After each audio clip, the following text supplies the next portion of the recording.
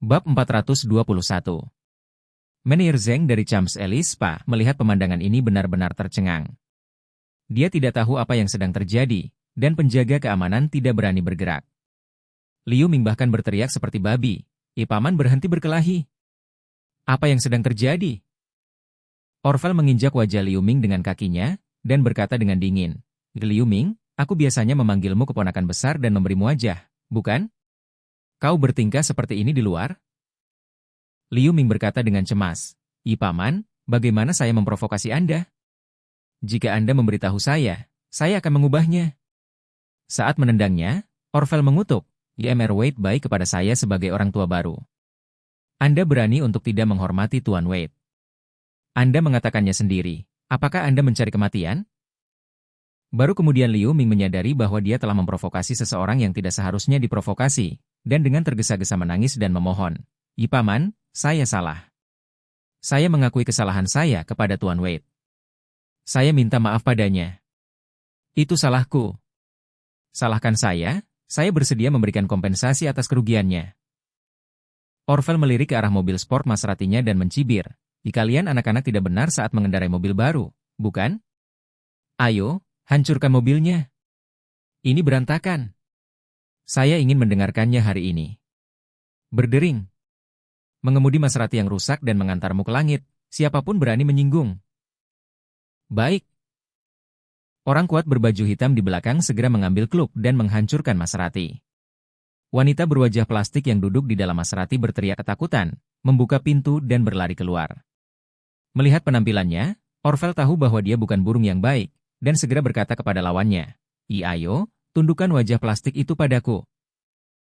Alhasil, plastik wajah itu langsung diambil alih dan berlutut di tanah dengan cipratan air. Dia kesal dan berkata, Apa yang kamu lakukan? Saya beritahu Anda, saya memiliki jutaan penggemar di YouTube. Anda mengganggu saya akan mengekspos Anda. Aku akan menemui ibumu." Orvel langsung menamparnya, meletakkan hidung prostetiknya di bawah tangannya, dan menunjuk ke arahnya dan mengutuk, "Seorang selebritis internet sampah berani berteriak di sini, kenal saya siapa itu?" "Siapa yang mengenalmu, barang lama?" Bergumam dengan wajah plastik mengertakkan gigi.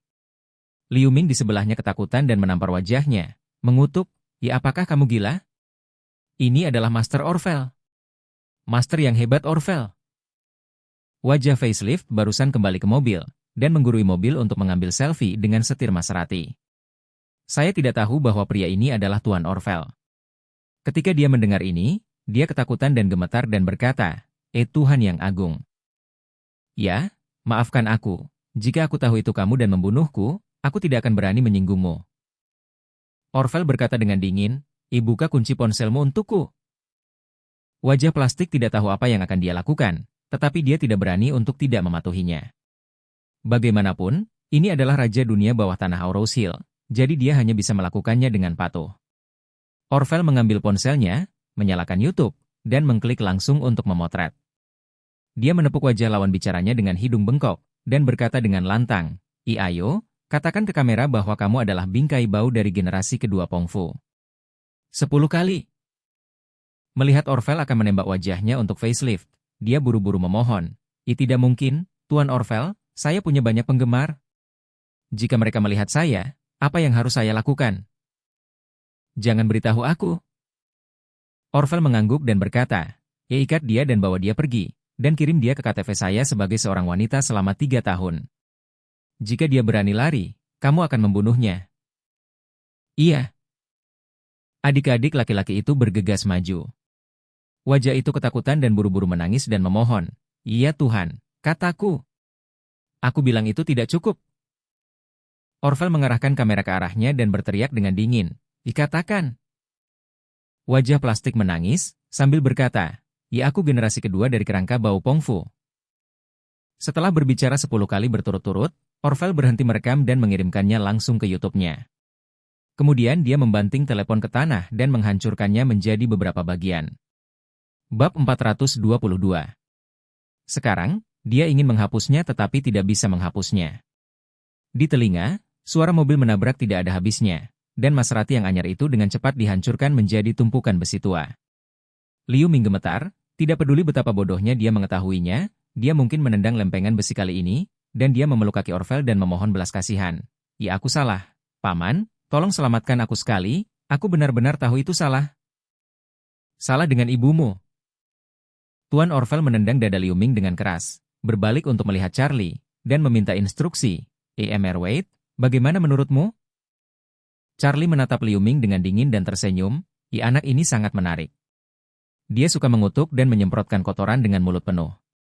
Ngomong-ngomong, 2 hari yang lalu saya mendengar bahwa seseorang juga menyemprotkan kotoran dengan mulut penuh, dan akhirnya ditarik ke toilet.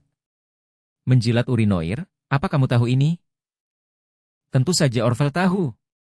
Pada saat berada di klub yang brilian, Barena Wei dari keluarga Wei membawa seorang selir dan menyinggung Tuan Wade. Dia dipaksa oleh Boyo, kepala rumah tangga keluarga Song, untuk menjilat 8 urinal. Masalah ini menyebar lebih awal di Aurous Hill. Banyak orang mengobrol setelah makan malam. Namun, Boyo tidak berani mengungkap identitas Charlie ke dunia luar, jadi tidak ada orang di luar yang tahu bahwa Barena Wei dan selirnya dihukum begitu parah hingga mereka menyinggung beberapa orang besar. 2 hari yang lalu, Liu Ming menertawakan Barena Wei karena merasa malu dan sengsara. Dia juga mengatakan bahwa jika dia begitu sengsara, dia akan melawan dengan putus asa.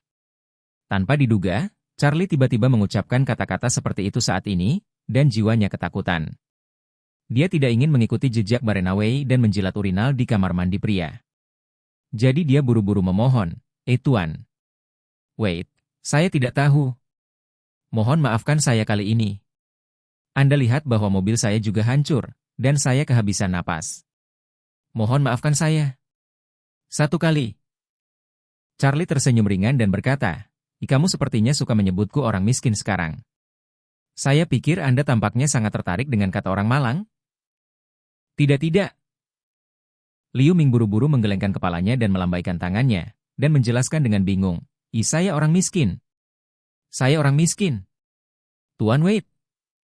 Charlie mengangguk dan berkata, oke, karena kamu tahu kamu miskin, maka saya sarankan kamu mengukir 2 karakter ini di dahi kamu sehingga semua orang bisa tahu, kan?